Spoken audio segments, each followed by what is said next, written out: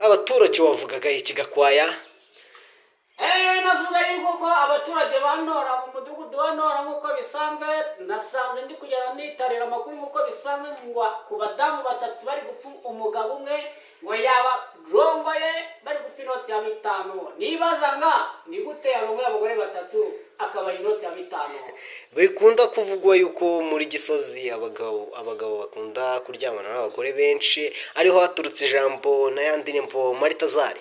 Niko bimeze, nuko negere umudamu we ndamubaza ati murimo murapfa iki? Arangije arambwira ati umva wa munyamakuru we, reka nkubwize ukuri, uyu mugabo yaje arantereta ansanga ndi mu kabari, abamuriye agacupa ka mbere ndakamize atanya kunkorakora ku matako, nuko nani numva ibishegarira birazamutse nibwo namwemereye. Ngiye kubona haciye umwanya, ngiye kubona mbona haje undi mudamu nawe atanye kumutereta.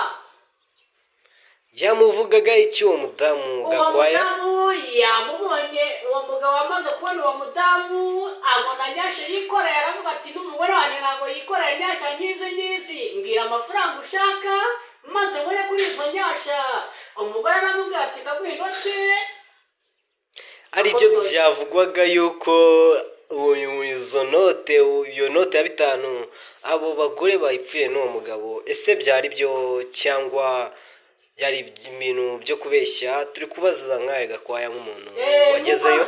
Nahageze kuri tere nsanga nyine byacitse byayobye, ndangije ndababaza bambwira yuko byari ibyanyabyo.